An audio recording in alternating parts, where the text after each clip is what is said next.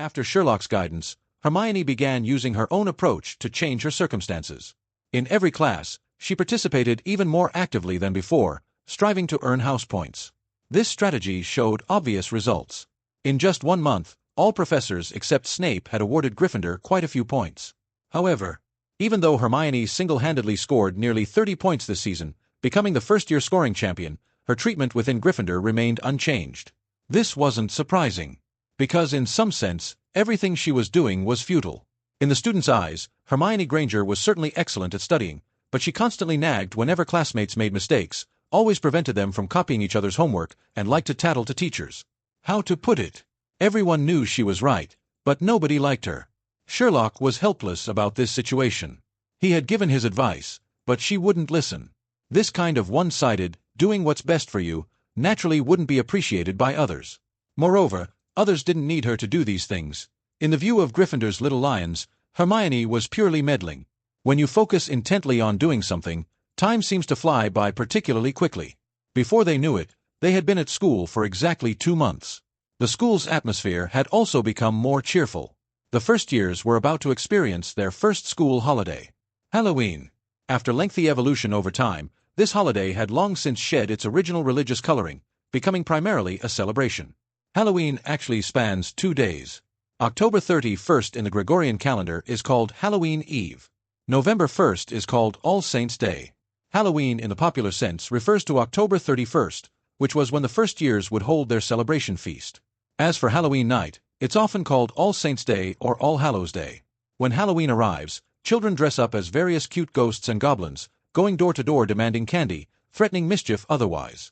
Legend says that various spirits also mingle among the crowds that night, so adults often dress up as demons and monsters too. Additionally, there are holiday customs like carving pumpkin lanterns, playing pranks, and bobbing for apples. In the Muggle world, Halloween is an important holiday. For example, Yorkshire, where Sherlock had originally planned to attend school, has Halloween celebrations famous throughout Britain. Originally, Sherlock thought the magical world wouldn't celebrate this holiday. But now it seemed his view had been narrow. The magical world celebrates 4 holidays: Halloween, Christmas, Valentine's Day, and Easter. Valentine's Day is the most out of place among these 4, giving the impression of having quietly snuck in. At Hogwarts, only upper-year students enjoy it. Christmas and Easter involve holidays, which is somewhat awkward, considering how many wizards the church had killed in the past. On Halloween morning, Sherlock woke to the smell of roasted pumpkin wafting through the corridors. The holiday atmosphere was already in full swing from that moment. The last class before the celebration was Charms, where first-year wizards encountered new teaching content, the levitation charm. Everyone was very interested in this. Professor Flitwick had used Neville's pet Trevor, who always liked to abandon his owner for solo adventures, as a demonstration. Under the levitation charm's effect, it achieved wingless flight around the classroom ceiling. However, the spell's difficulty quickly dampened their enthusiasm. Compared to previously learned charms, the levitation charm had a full 8 syllables. Not only did the pronunciation need to be accurate, but the casting gestures were also very demanding. The difficulty had truly skyrocketed. In the practical portion, following tradition, students still practiced in pairs.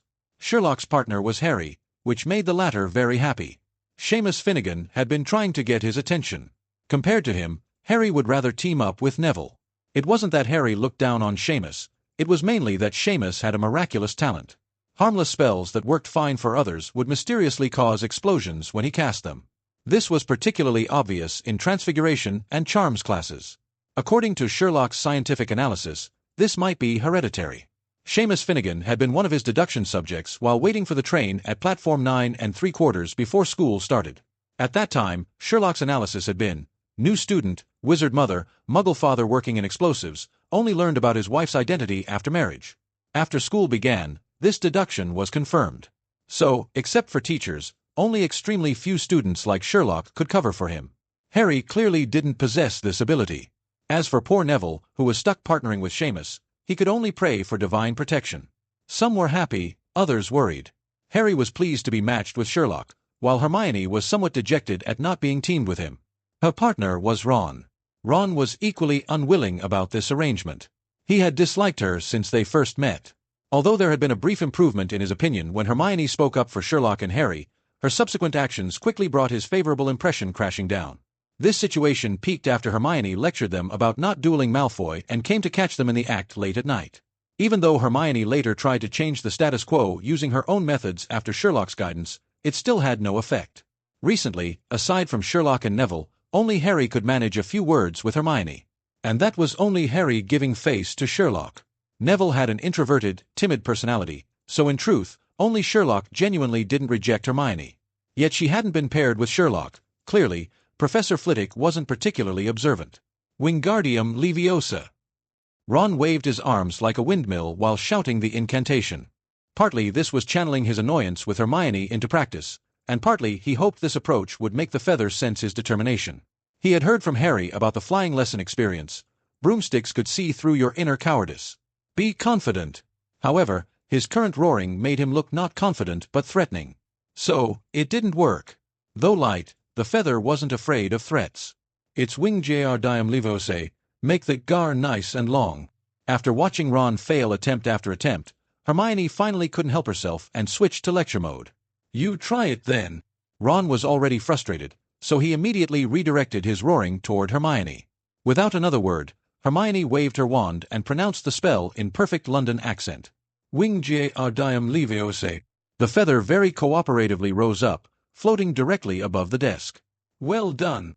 Professor Flitwick looked excited. Everyone look, Miss Granger has succeeded as well. 1 point to Gryffindor. He said, as well, because Sherlock had already succeeded before Hermione. This wasn't difficult for him. Even Harry, being with him, had been encouraged. After several failures, Harry had also managed to make his feather float. So, both had earned points before Hermione. However, when Sherlock earned points, he naturally received applause. Harry's success was even more celebrated. The cheers when he earned points far exceeded Sherlock's. Such was the magical world's recognition of their savior. Only Hermione. No one paid attention. The last charms class before Halloween. Following Sherlock and Harry, Hermione earned another point for Gryffindor. The Ravenclaw students taking class with Gryffindor burst into applause. This was customary. The Eagles and Lions had decent relations, and they didn't mind participating in this mutual congratulation. However, this time they were surprised to discover that although Hermione had earned Gryffindor a point, she hadn't received the same treatment as Sherlock and Harry. Everyone treated her coldly. Clearly, no one appreciated Hermione's show-off style of demonstrating her excellence. Even her own housemates acted this way, so the Ravens naturally relaxed and stopped as well. The scene became quite awkward. Professor Flitwick didn't notice anything wrong and continued correcting students. Unfortunately, by the time the bell rang, Ron still hadn't succeeded. If it had only been that, it would have been bearable. Ron felt he had no talent for charms. He accepted it. It wasn't that big a deal. But Hermione kept chattering complaints beside him. Why won't you listen to me? If you do it the way I said, you could definitely make the feather fly. Then Gryffindor could earn another point, and we could close the gap with other houses. Shut up. Ron, already frustrated, couldn't take it anymore and shouted. Nagging all day long, constantly talking about points and school rules. Did I come to Hogwarts to listen to this? Hermione seemed startled by Ron's sudden outburst. Instead of arguing back as usual, she just stood there holding her books, staring blankly at Ron. Ron had apparently been holding this in for a while, because his verbal assault was now at full power, rivaling Hermione's previous lectures. No wonder nobody can stand you. Honestly, you're like a nightmare. I never asked for your help. Never. And I don't care about earning points. Granger, after all this time, haven't you noticed? You don't have a single friend. Thud. Hermione's books hit the floor. The next moment, tears welled up in her eyes. She turned and ran without looking back, even bumping into Harry on her way out. Ron was stunned. He hadn't expected Hermione to react so strongly. At this moment, he suddenly felt somewhat regretful. Harry, who had been knocked aside by Hermione, naturally wouldn't hold it against her. He watched her fleeing figure disappear into the crowd, then looked back at Ron. That seemed a bit harsh. So what? I was just telling the truth. Ron was still being stubborn. However, even without Sherlock's analysis, Harry could see the uncomfortable expression on his face. Clearly his heart wasn't as at peace as his words suggested. Unexpectedly, Sherlock bent down to pick up the books Hermione had dropped, stuffed them expressionlessly into his own bag, and said, Ron was right. Harry looked shocked. Sherlock, how can even you? Sherlock said flatly, That's simply the truth. All right. Harry sighed. Thinking about it, this was typical of Sherlock's character. Saying such things was unexpected yet reasonable.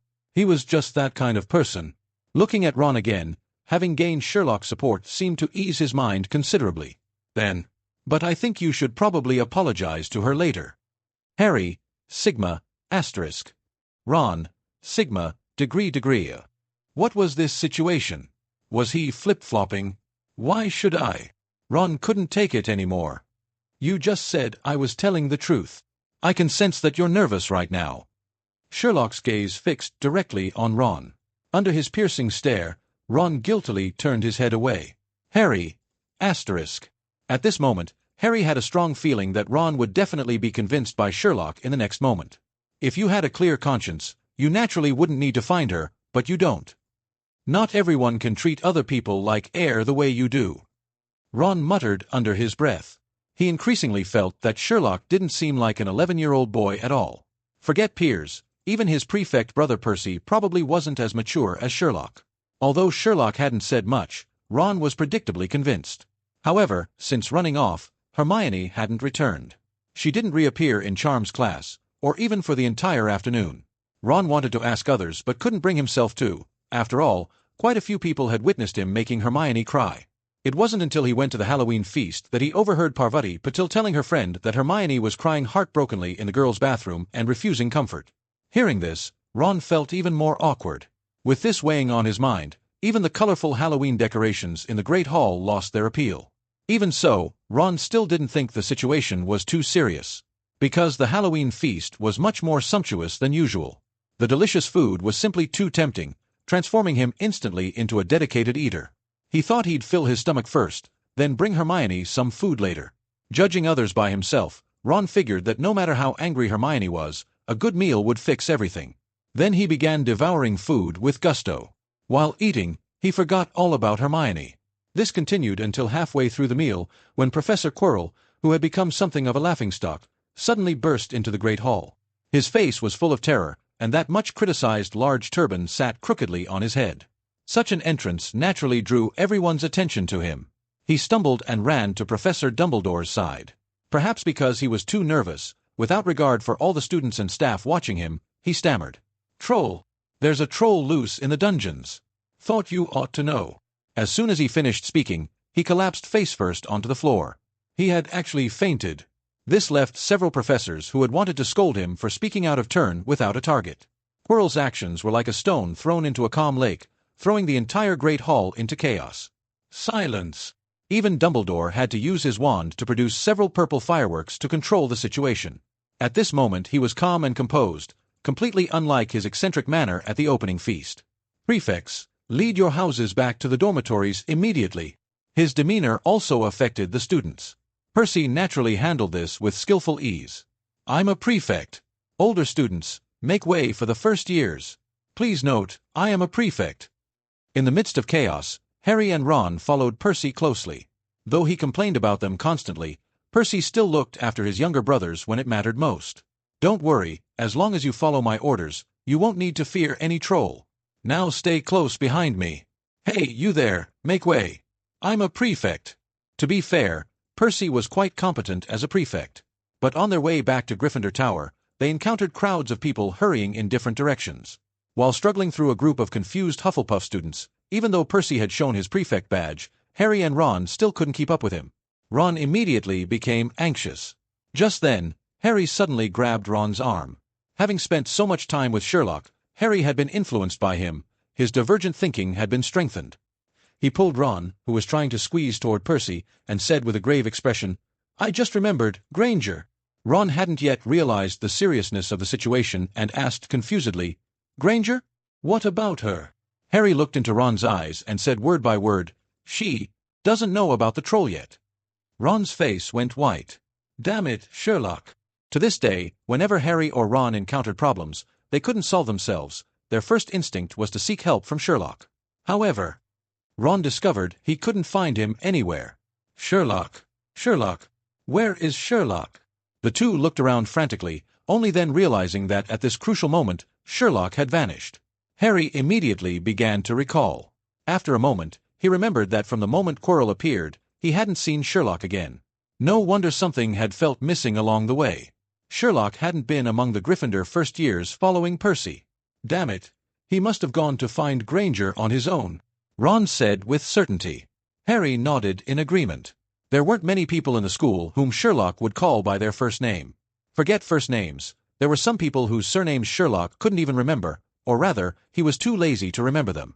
After all, according to his theory that the brain was like a hard drive, useless knowledge didn't need to be stored. Making a decision without Sherlock for the first time, Harry and Ron felt both nervous and excited. The Gryffindor traits within them made both boys feel eager to act. What do you say? Should we go? Let's go, let's go.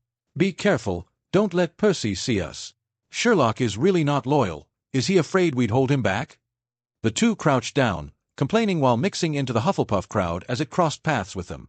After slipping past an empty side corridor, they quickened their pace, heading straight for the dungeons. Just as they turned the corner, a terrible stench hit them. How to describe it? If forced to, it was like the smell of Ron's socks after a month without washing mixed with a public toilet that hadn't been cleaned for a month. Perhaps with some of the more exotic flavors of Bertie Bott's every flavor beans thrown in. Both boys' facial muscles twitched as they tried to hold their breath. Otherwise, even if they didn't faint on the spot, they might vomit directly. When the two cautiously peered around the corner, they were immediately shocked by what they saw. When Quirrell appeared in the Great Hall and announced the news about the troll, Sherlock immediately frowned, realizing the situation was not simple. He had Professor McGonagall to thank for this insight. To fulfill his promise to her, he had been attending defense against the dark arts classes for nearly 2 weeks, so he had become quite familiar with Professor Quirrell.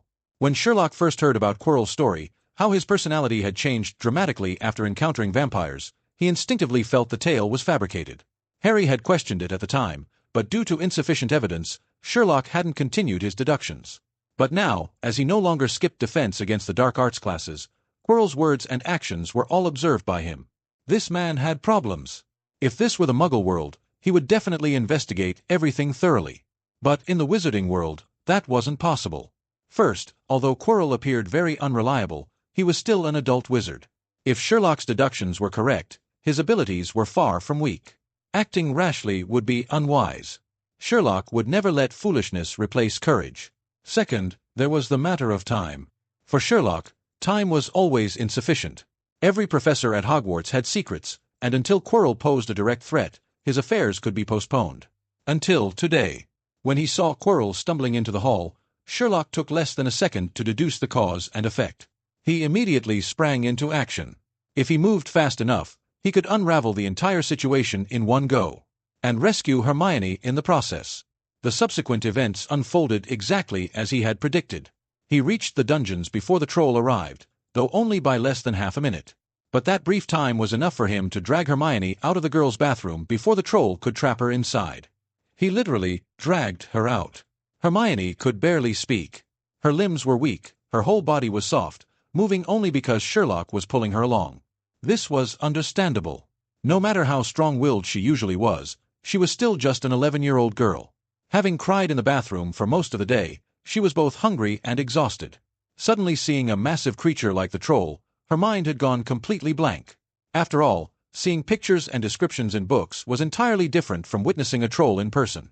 Moreover, the troll before them stood 12 feet tall, a full head taller than even Hagrid, the half-giant. But while Hagrid was large, he still had a normal human appearance. This thing was different. At first glance, its entire body seemed composed of massive piles of mud and debris. Its skin was gray like granite, with dead leaves and sludge hanging from multiple spots. Its limbs were grotesquely disproportioned, 2 legs short and thick like tree stumps, while its arms were unnaturally long, the crude wooden club it carried dragging on the ground. Its tiny head was buried in its neck, nearly invisible to those with poor eyesight. Of course, the most distinctive feature was the overwhelming stench. Such a creature might seem somewhat comical in a video game, but once it appeared in reality, the effect of megalophobia was immediately maximized. For an 11-year-old girl, even a witch, losing the ability to move when faced with a troll was not surprising. As for Sherlock, his psychological resilience had always been superior, and being mentally prepared, he remained surprisingly calm. The moment Sherlock saw the troll, descriptive text rapidly surfaced in his mind. Trolls are native to Scandinavia, but can now be found in Britain, Ireland, and other Nordic regions. They prefer raw meat but are not picky about prey, capturing everything from wild animals to humans, with a particular fondness for fish. Their behavior is extremely violent, often attacking without provocation. Based on appearance and habitat, they can be divided into 3 varieties: mountain trolls, forest trolls, and river trolls. Mountain trolls are the largest and most dangerous. Both Fantastic Beasts and Where to Find Them, from the first-year required reading, and The Survival Guide in Desperate Situations, that Sherlock had purchased out of interest, contained information about trolls. The former was more academic, heavy on theory. The latter was based on the author's personal experience. No theory, all practical knowledge. Sherlock quickly retrieved this information from his memory palace. Unfortunately, what appeared before him and Hermione was the most troublesome variety, a mountain troll. People's physical conditions cannot be generalized. I once defeated a mountain troll with just a sword while in a state of extreme rage. Unfortunately, troll protein content is very low, less than 1/6 that of beef, making them unsuitable for consumption even with the head removed. For those reading this book, my advice is to avoid direct confrontation unless absolutely necessary. Unless you are a powerful wizard or possess physical strength like mine. After seeing this troll in person, Sherlock deeply empathized with that author's assessment. Therefore, he immediately covered Hermione's mouth and dragged her out of the girls' bathroom. If this had happened on an ordinary day, Hermione certainly wouldn't have cooperated. But the current Hermione was tired and hungry, not an exaggeration to say she had cried herself dry of tears. So, when she encountered Sherlock, she truly submitted to whatever he did. As for the troll, it stopped by a door and peered inside. After a while, probably not finding its target, it finally made a difficult decision with its small brain. Under Sherlock and Hermione's watchful eyes, the troll that had broken into the dungeons slowly turned and left on its flat, hard, calloused feet. Though the acting is crude, it's more intelligent than I imagined, Sherlock muttered to himself, watching the troll's retreating figure. Hermione finally recovered from her shock. She quietly removed Sherlock's hand from her mouth, straightened up, and smoothed her clothes. Hearing Sherlock's words, she asked in confusion, "What did you say?" "Someone's coming," Sherlock replied, not answering her question but pointing to the side and once again pulling Hermione into hiding. Having been extremely tense moments before, Hermione hadn't felt anything when Sherlock dragged her away, but now she couldn't help feeling somewhat awkward. However, the next moment, her attention was captured by a suddenly appearing figure, their potions professor and head of Slytherin House, Severus Snape. Watching him cross the corridor and disappear from view, Hermione couldn't help asking, "Professor Snape? Why is he here alone? Shouldn't everyone be in the Great Hall celebrating Halloween? And Sherlock, why did you come here to find me?" Once she returned to normal, Hermione's sharp intelligence reclaimed the high ground, and a string of questions tumbled out. "We'll discuss these matters later," Sherlock said, not wanting to explain right now. His gaze turned to the side. "First, let's call those two over." "What are you talking about?" Hermione didn't understand at first. "Oh, dear Hermione," Sherlock turned to look at her, his eyes holding a hint of amusement. "If you had observed carefully enough, you should have noticed there are 2 more people over there." Following Sherlock's indicated direction, Hermione was surprised to discover 2 heads slowly emerging from behind a large griffin statue. One was the very person responsible for nearly trapping her here, Ron Weasley. The other was naturally Ron's best friend, Harry Potter. When Harry and Ron first saw the troll's massive body, they were both stunned. They held their breath, not daring to make a sound, fearing the troll might hear them. After finally waiting for the troll to leave, they heard movement behind them. Thinking Percy had followed them, they quickly hid behind the nearby griffin statue. Instead, they saw Snape. Harry immediately whispered to Ron beside him, "Why isn't he with the other teachers? What's he doing in the dungeons?" "How should I know?" Ron seemed irritated. He was, after all, a good person. Though he had spoken harshly to Hermione today, he had never intended to harm her. Now, thinking that Hermione might encounter the troll because of him, he felt both guilty and regretful. "He's heading toward the 4th floor, Harry said, his attention still on Snape. After all, the 4th floor was the forbidden area Dumbledore had specifically mentioned. Ron raised his hand for silence. "Harry, we came to find—" Before he could finish, a voice interrupted him. "I suggest you not focus your energy on him." "Sherlock." When Harry saw Sherlock, he was overjoyed. That feeling of finding his anchor again was indescribable. As for Ron, he immediately noticed Hermione standing beside Sherlock. He couldn't help but breathe a long sigh of relief. "Sherlock, you really did come to save her." Strangely, when Ron saw Hermione standing safely beside Sherlock, he suddenly had a very subtle thought. "It would have been good if I had been the one to save her." The moment this thought occurred, Ron was startled by himself. Damn, how could he think such a thing? The most important thing was that Granger was safe. He probably wanted to rescue her personally because he was the one who had caused her trouble, right? Yes, that must be it. Well, something like that, Sherlock nodded. Also to verify one of my deductions. What deduction? By the way, did you see the troll just now? Of course, Sherlock said, looking into the distance with increasingly profound eyes. He turned to Harry and Ron. I'm going to continue following it. Do you want to come along? Let's go, let's go. Now that Hermione was safe, the adventurous spirit in all of them immediately stirred.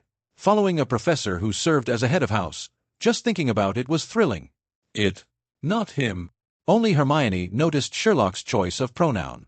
Hermione, you've spotted the key point, Sherlock smiled at her approvingly. It is it. Only then did Harry and Ron catch on. Wait, aren't we following Snape? No, the troll. What? Harry, Hermione, and Ron all stared wide-eyed. Don't look at me like that, Sherlock said calmly. If my deduction is correct, what comes next is the crucial part. Are you still coming? Of course. Though they found Sherlock's current behavior somewhat inexplicable, the three companions chose without hesitation to follow him. Tracking the troll wasn't difficult. They just had to follow that nauseating smell. The downside was they couldn't get too close. Even with 4 people, they still couldn't face a mountain troll in direct combat. Fortunately, the troll moved swiftly. It was the typical example of simple-minded but physically strong. So, Sherlock's group quickly returned from the dungeons up the stairs to the corridors. After following the troll for some distance, when its figure appeared in their sight again, Sherlock suddenly stopped. What's wrong? The 3 following him were all puzzled.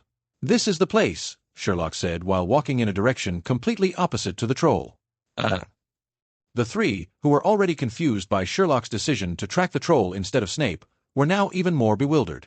Choosing to tail the troll rather than Snape was already inexplicable.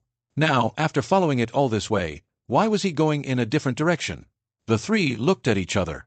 Seeing Sherlock turn another corner and about to disappear from their sight, they ultimately followed him. But just as they followed Sherlock around the corner, they were shocked by what they saw. Ron exclaimed, "Bloody hell!" The originally clean, spotless floor was now marked with 5 large English letters spelled out in blood. The stark contrast created a visual impact that exceeded even their first sight of the towering Hogwarts. After a long while, Hermione, who had developed some immunity from her recent close encounter with the troll, tentatively spelled them out, R-A-C-H-E? Rake. Except for Sherlock, all 3 were looking at each other in bewilderment. This bloody method of leaving a message was truly disturbing for them. After another moment, Harry swallowed and asked in a low voice, "What does this mean?" "How should I know?" Ron touched his nose. This wasn't the kind of thing to ask him about. Rake. Could it be Rachel? Hermione said hesitantly. Could it be that someone intended to write Rachel but was interrupted by something and didn't finish? Harry quickly followed up, "You mean this represents someone's name?" "She's called Rachel." Hermione nodded uncertainly. "That's all I can think of." She looked toward Sherlock for confirmation, as did Harry and Ron. But when the 3 turned their attention to Sherlock, they found he had already begun taking action. Sherlock had somehow produced a measuring tape and a circular magnifying glass, walking around those bloody letters. Sometimes standing, sometimes kneeling, sometimes even lying on the ground, completely ignoring the horrible and disturbing environment around him. The 3 wanted to speak several times, but seeing Sherlock's busy appearance, they forced themselves to remain silent. About 5 minutes later, Sherlock began examining the blood letters with his magnifying glass. After very carefully observing each letter, he seemed satisfied and put away the measuring tape and magnifying glass. Only then did the 3 notice that Sherlock had kept them in a specially sewn large pocket on the outside of his robes. "Thank you for staying quiet and allowing me to find what I wanted before they arrived," Sherlock turned back to the 3 with a smile. "Some say genius is really an infinite capacity for taking pains. I personally think this definition isn't quite appropriate, but when applied solely to investigative work, it fits perfectly." "Who are they? What did you want? What did you discover?" The 3 spoke almost simultaneously, but asked completely different questions. Sherlock's gaze passed over the 3, looking behind them. "Since I'll be interrupted immediately anyway, let's wait a moment." The 3 were increasingly puzzled by Sherlock's mysterious behavior. The most impatient, Ron, was about to speak when they suddenly heard loud footsteps approaching. Almost simultaneously, Professor McGonagall rushed over first, followed closely by Professor Snape and Professor Quirrell. Quirrell, bringing up the rear, let out an "ah." the moment he saw those large bloody letters, sat down on the spot, clutched his chest tightly, and began sobbing weakly. Snape immediately showed a disgusted expression, stepped 2 paces aside to distance himself from Quirrell. However, his dark gaze quickly shifted to Harry. "Potter, what kind of mischief are you up to?" This time McGonagall didn't defend Harry, but she looked at Sherlock and said in an icy voice, "Mr. Holmes, I need an explanation." With just a glance, she could tell Sherlock was the leader of the group.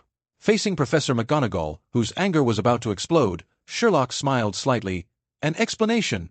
Isn't this obvious?" Harry, Hermione, Ron, Sigma, degree winky face. "That's so like you. It seems the proud Gryffindors don't even deign to explain," Snape sneered, looking like he was enjoying the drama, "even to their own head of house." McGonagall said nothing, but just looking at her pale lips and iron-gray expression showed her fury. "Don't make me repeat myself. Give me an explanation for why you weren't staying quietly in your dormitories." "Isn't this fine?" Sherlock was somewhat helpless. He genuinely thought the answer was obvious. In this situation, couldn't anyone deduce what had happened just by looking? No explanation needed. Unfortunately, the situation was oppressive, so he could only patiently explain. "During the Halloween feast, I noticed that Hermione wasn't present. Given that Ron had made her angry this morning, plus descriptions from other students, it wasn't hard to deduce she was alone in the girls' bathroom. When Professor Quirrell announced that the troll was in the dungeons, I guessed it might very well encounter Hermione. So, I immediately rushed to the dungeons, intending to take her away." Hearing this, Ron raised his eyebrows at Harry, silently communicating, "See? This guy was indeed afraid we'd hold him back. My luck was good. I found her before the troll encountered Hermione. Then I met Harry and Ron, who had come for the same reason. Given the disparity in our forces, we could only make a strategic withdrawal. Then we walked all the way here." "That's right, that's exactly what happened." The moment Sherlock finished, Hermione immediately stepped forward to corroborate his story. This made Professor McGonagall's expression slightly better. As for Harry and Ron, she simply ignored them. Their testimony held no credibility. "This is what you call obvious." But before she could speak, Snape said coldly, "Mr. Holmes, or do you think the professors can guess what you've been doing just by observation?" Snape was clearly being sarcastic. After all, he never spoke nicely. Unexpectedly, Holmes turned around and asked in a matter-of-fact tone, "Can't they?" Snape was stunned. Just as he was about to speak, Holmes said at extremely rapid speed, "For instance, I can now tell that you just fought with the troll and have already subdued it. Also, before that, you tried to pass through a path guarded by a large canine, but ended up being bitten on the right leg." As soon as he finished speaking, Snape's expression became even darker than McGonagall's had been moments before.